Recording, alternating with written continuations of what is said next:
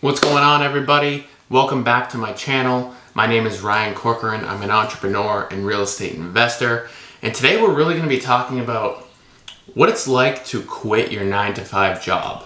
When you should quit your 9-to-5 job, when you should not quit your 9-to-5 job, and really the hurdles you have to overcome to be able to do that. And a lot of the fear that comes with it. In my industry in real estate, a lot of people get into real estate investing because they want to replace their income, right? They're not happy in their jobs. They want to replace their 9-to-5 job with rental property income, with flipping properties, with Airbnbs, whatever it may be. So I figured this video would help people out to sort of give an idea of what it's like having gone through the 9-to-5 job, quitting the 9-to-5 job, and working full-time in real estate. And don't get me wrong, I would never have changed anything I have done because it has allowed me to really scale my income up, which I'm not able to do from a 9-to-5 job. However, there's a few points you really need to be aware of. When you have a 9-to-5 job, you go to work, you have a boss over you, you have a manager, you have somebody sort of giving you a script of what you have to do, whether it's that day, that quarter, the year, right? You know your overall goal in your 9-to-5 job and what you need to do. The biggest difference for me going from a 9-to-5 job to full-time entrepreneur and real estate investor is that every day I'm the one who's making the decisions, right? I am the boss, I'm the manager. I don't have somebody over me telling me what to do, guiding me along. That's something that you need to come up with all on your own, which is a huge hurdle to overcome because we're all trained from an education system to go get a job, to really not be an entrepreneur, right? And work for somebody and work the ladder up, right? It's a very overwhelming feeling at work at first, right? And then number two is you don't have guaranteed income. So I'm going to be very transparent on this YouTube channel about my income. The past year where I was working a 9-to-5 job in 2019, 2020, I was making about $125 grand a year with the ability to work a $125 an hour job in that same job for overtime. Right, so I could have easily been at 200 grand a year if I really wanted to. So in terms of an income level, that's a good amount of money that I have to replace, right? A lot of people when they get into real estate, maybe they have $50,000 or $75,000, even $80,000 of income they're trying to replace. For me, it was okay. Well, at some point it could be $200,000 I'm trying to replace here, right? So I had to scale very quickly in order to get there.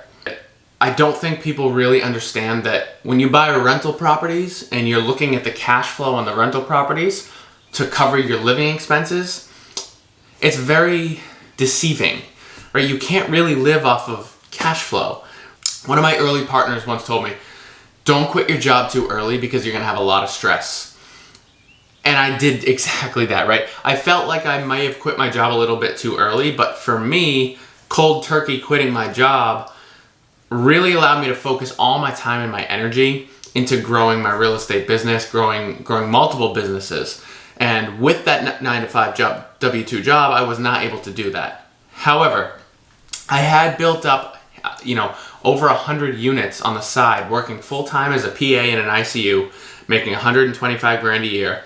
I was building up rentals, right? I had bought 100 units with a couple partners here and there. So I had a significant amount of income coming in on the side to supplement that. And I was not touching that. I was letting it build up. So I had a reserve so that one day when I did quit my job, I had a reserve to live off of until I could get my business off the ground.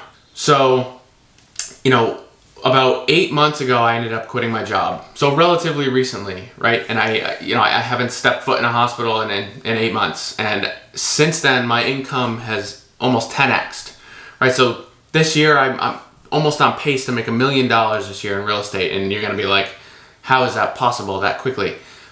When you work for yourself, there's no ceiling on how much money you can make. Every single day is a new opportunity to make more money, to live the life you wanna live. In a W-2 world, it's not really like that. So let's go over now like one of the other factors, right? Health insurance. A lot of people don't quit their 9-to-5 jobs because they're stuck in the mindset that, I want the 401k and I want the health insurance paid for. And I think that actually is a really good point to bring up here because is a lot of money every month, right? $750, $1,000 a month, even $500 a month in health insurance is a lot. Not even including the probably 2, 3, 4, maybe 6% match you're getting on your 401k that you just poof, it's all gone when you decide not to work your 9-to-5 job anymore. I'm not saying I would change anything, right? Because that 125 a year went to $1 million a year in a very short period of time, right? So I can take as much money as I want and stick it in a 401k if I really want to, and I have more than enough cash coming in to pay for my own health insurance now.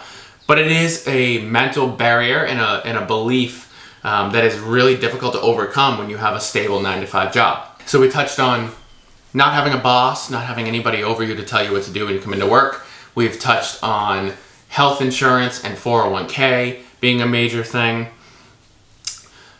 The third tip I want to give individuals here is don't quit your 9-to-5 job if you somewhat enjoy the job, right? Because you can always increase your income in your job typically, right? So if it's just to increase your income, that's probably not a good enough reason. If you're going to work and you're miserable and you cannot do it anymore and you're given everything you can in your job, that's a different story. For me, in my situation, I got to the point where I had over 100 rental units. I had flipped a couple properties and I was working 24-hour shifts, doing overnight shifts in the ICU.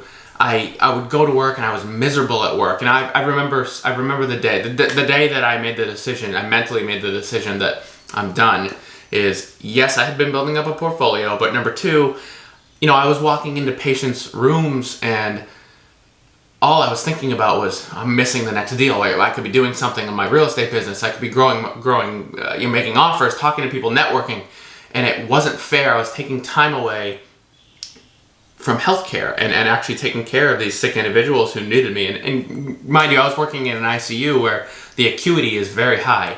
And so from that point on, I made a mental decision that it's genuinely not fair for me to go to work and spend my time in an ICU. I need to spend my time building the business, and that's what I love to do, and that's what makes me happy, right? And with that, I've been able to scale my income. In summary, there are a lot of perks working a 9-to-5 job.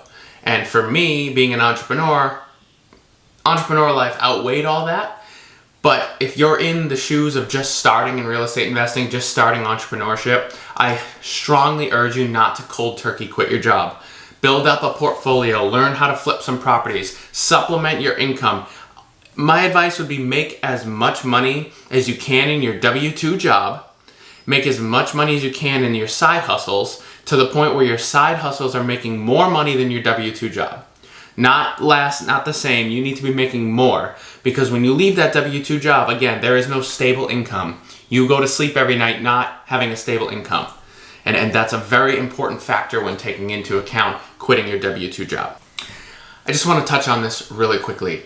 I do think that there are a handful of people where cold turkey quitting their 9-to-5 W-2 job actually might be the right move. I say that because I sort of have that personality about me where I'm either all in or I'm not in it at all.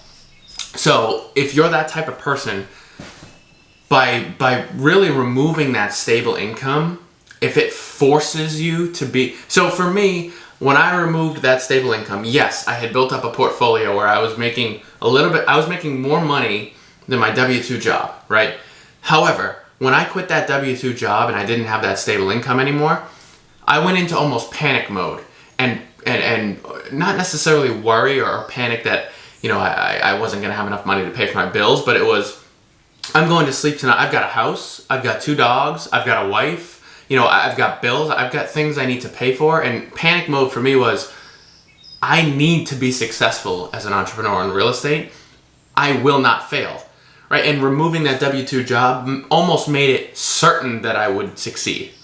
And the reason I say that is because there is a lot of people in this world who are like that, who need to devote all of their time and energy into that and force it to be successful, where other people can actually do both, where they can shuffle back and forth.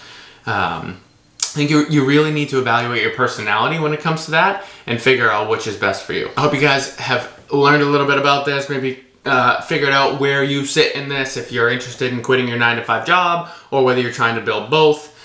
Just remember, when you quit that 9-to-5 job, you don't even know if that toilet seat's going to be there tomorrow for you to shit on because you don't have stable income, right? So make sure that you have that income increasing on the side in whatever field you're trying to grow in.